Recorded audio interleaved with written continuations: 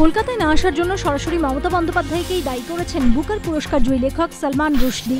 রাজ্য সরকারকে অস্বস্তিতে ফেলে টুইটারে তার দাবি, মুখ্যমন্ত্রীর নির্দেশেই তার কলকাতা সফর আটকেছে পুলিশ। এই নিয়ে শুক্রবার যখন দেশ জুড়ে শোরগোল পড়ে যায়, তখনই সরকারের পাশে দাঁড়িয়ে লেখককে নজিরবিহীন আক্রমণ করেন তৃণমূল সাংসদ সুলতান আহমেদ। এই মন্তব্যের জন্য সুলতানের সমালোচনায় সরব হয়েছেন বিদ্বজনদের একাংশ। ওয়াকিবহাল মহলের মত, রুশদিকে এদিন যে ভাষায় তৃণমূল সাংসদ সুলতান আহমেদ আক্রমণ করেছেন তা এক নতুন বিতর্ক উস্কে দিল। 27 জুলাই 2012 উচ্চ মাধ্যমিক পরীক্ষার্থীকে কটূক্তি, প্রতিবাদ করে প্রহৃত বাবা। 20 অগস্ট 2012 ইফটিজিং এর প্রতিবাদ করলে কিশোরীকে মারধরের অভিযোগ। 1 ফেব্রুয়ারি 2013 কাজকল এলাকায় ছাত্রীকে শ্লীলতাহানির অভিযোগ, প্রতিবাদ করে প্রহৃত বাবা ও দাদা। ঘটনাটি ঘটেছে এদিন দুপুরে বারাসতের কাজকল এলাকায়।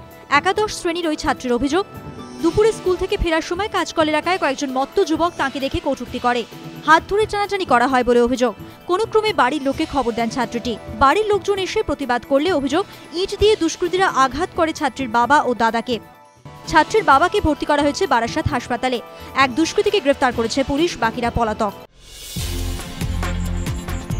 আমি জানি সিপিএমরা খুব একটা ধর্মের বিশ্বাস করেন না, কিন্তু ওদের মধ্যে যারা বিশ্বাস করেন তাদের উদ্দেশ্যে বলতে চাই যে সিপিএম পার্টি মায়ের ভোগে গিয়েছে, চট করে ওদের বেঁচে ওঠার কোনো সম্ভাবনা নেই।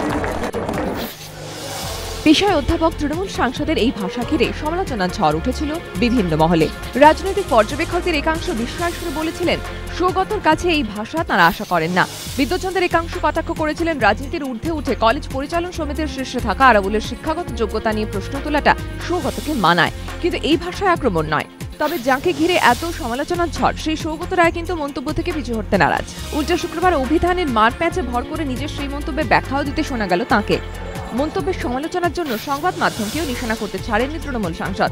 রাজনৈতিক মহলে প্রশ্ন, বিরোধীরা বারবার শাসক দলের প্রতিনিধিদের বিরুদ্ধে যে উদ্ধত্তের অভিযোগ তুলেছে, সৌগতর ব্যাখ্যা কি সেই অভিযোগকে শিলমোহর দিল না?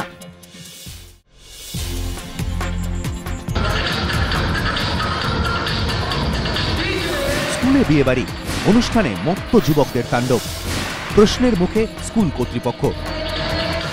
হাওড়া ময়দানের কাছে বিক্রম বিদ্যালয়ে ছুটির পর বৃহস্পতিবার রাতে শুরু হয় বিয়ের অনুষ্ঠান। স্থানীয় এক যুবকের বৌভাতের অনুষ্ঠানের জন্য স্কুল ভাড়া দেয় কর্তৃপক্ষ। বাসিন্দাদের অভিযোগ, রাত যতই বেড়েছে ততই বেড়েছে মত্ত যুবকদের তাণ্ডব। অবশেষে পুলিশকে খবর দেওয়া হয়। পুলিশ গভীর রাতে এসে অনুষ্ঠান বন্ধ করে দেয়। স্কুলে কেন বিয়েবাড়ির অনুষ্ঠান? প্রধান শিক্ষকের সাফাই, স্কুল ভাড়া দেওয়া হয়েছে এই খবর জানতেন না। স্কুল পরিচালন কমিটির সম্পাদক এই সিদ্ধান্ত নিয়েছেন। বিয়েবাড়ির অনুষ্ঠান করার জন্য অনুমতি দিয়েছিলেন বলে স্বীকার করে নিয়েছেন স্কুলের পরিচালন কমিটির সম্পাদক। বিয়েবাড়ির অনুষ্ঠান করা যেতে পারে, তবে মত্ত যুবকদের তাণ্ডব অনভিপ্রেত। স্বীকারোক্তি হাওড়া জেলা বিদ্যালয় পরিদর্শকের। অভিযোগ এলে খতিয়ে দেখার আশ্বাসও দিয়েছেন তিনি।